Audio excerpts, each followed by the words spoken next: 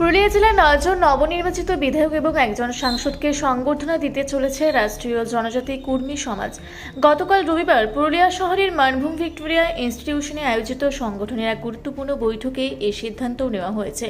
উক্ত বৈঠকে উপস্থিত ছিলেন সংগঠনের জেলা ও রাজ্য স্তরের প্রথম সারির নেতৃত্ব।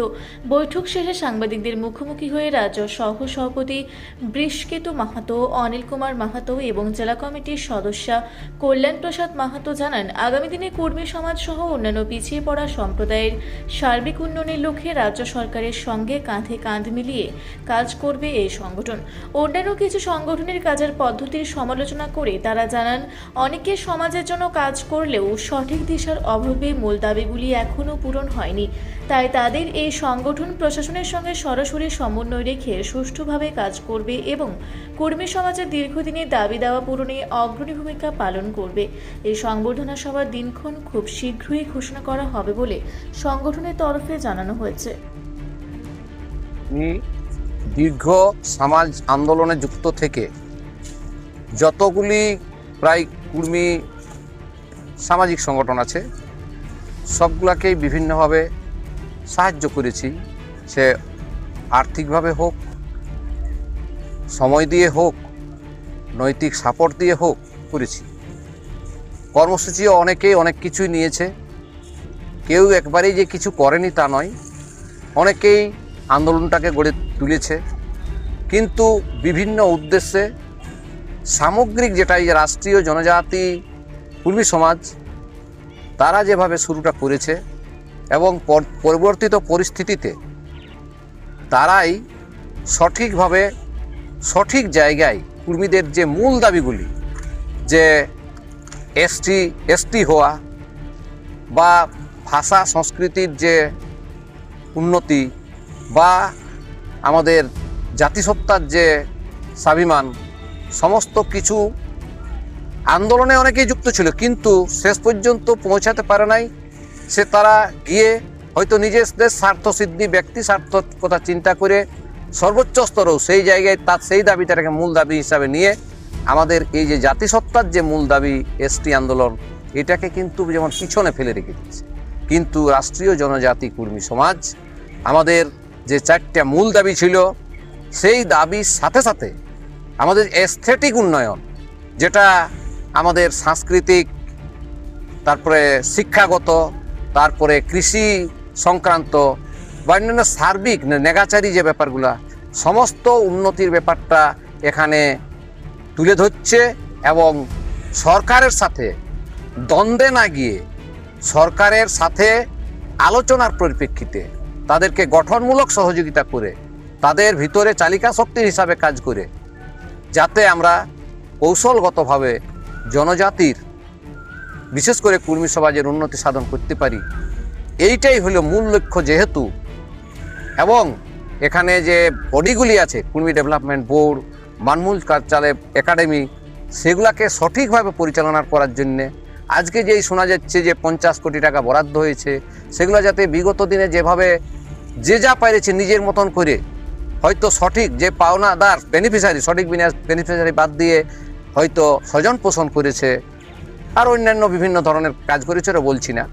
কিন্তু এই যে রাষ্ট্রীয় জনজাতি কর্মী সমাজ তারা কিন্তু সঠিকভাবেই সরকারের পাশে থেকে এবং সরকারের কি বলবো আশীর্বাদ পুষ্ট হয়ে সত্যিকারের এই দাবিগুলি পূরণ করতে পারবে বলেই আমি এনাদের ডাকে সাড়া দিয়েছি। এনারা যখনই ফোন করেছেন আমি সেখানে চলে এসেছি। আজকে রাষ্ট্রীয় জনজাতি কর্মী সমাজের আগামী দিনে কি কি পন্থা অবলম্বন করা হবে এবং কি কি কর্মসূচি আমরা গ্রহণ করব সেই বিষয়ে আলোচনা। এবং আগামী আমরা আজ ডেটটা ঠিক করতে পারিনি, তবে সম্ভবত আগামী সপ্তাহের মধ্যে আমাদের জেলার মাননীয় সাংসদ জ্যোতির্ময় মাহাতো এবং নবনির্বাচিত যেসব বিধায়করা নির্বাচিত হয়েছে তাদেরকে একটা রাষ্ট্রীয় জনজাতি কর্মী সমাজের পক্ষ থেকে সম্বর্ধনা জ্ঞাপন করা হবে।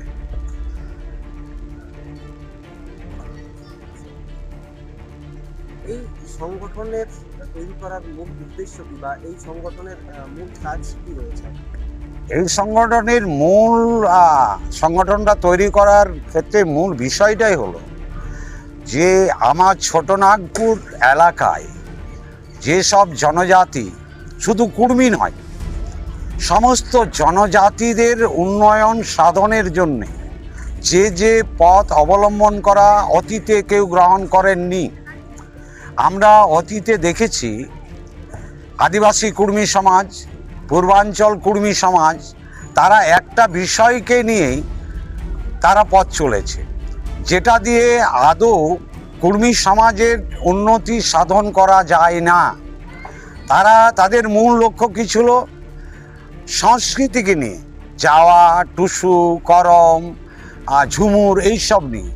তারা প্রকৃত দৃষ্টিভঙ্গিতে যদি কুর্মী সমাজের উন্নয়ন সাধনের চেষ্টা করতেন, তাদের সেই যদি দৃষ্টিভঙ্গি থাকতো, তাহলে তারা শিক্ষা, স্বাস্থ্য, রাস্তাঘাট, জল এবং কৃষির উপর নির্ভর করে এবং সেইভাবেই তারা পথ চলতো এবং তাদের আন্দোলনটাই থাকতো তাদের এইভাবে।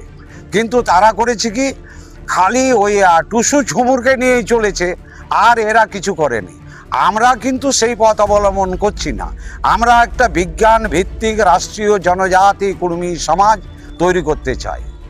আমরা রাষ্ট্রীয় জনজাতি কুর্মী সমাজ বিজ্ঞান ভিত্তিক বর্তমান সমাজ ব্যবস্থায় কুর্মী এবং জনজাতিকে বেঁচে থাকার যে যে পন্থা অবলম্বন করা দরকার, সেই সব পন্থা অবলম্বন করে আমরা এই জনজাতি চলবে। এইটাই হচ্ছে আমাদের মূল উদ্দেশ্য। আজকে আমাদের বৈঠকের মূল বিষয় ছিল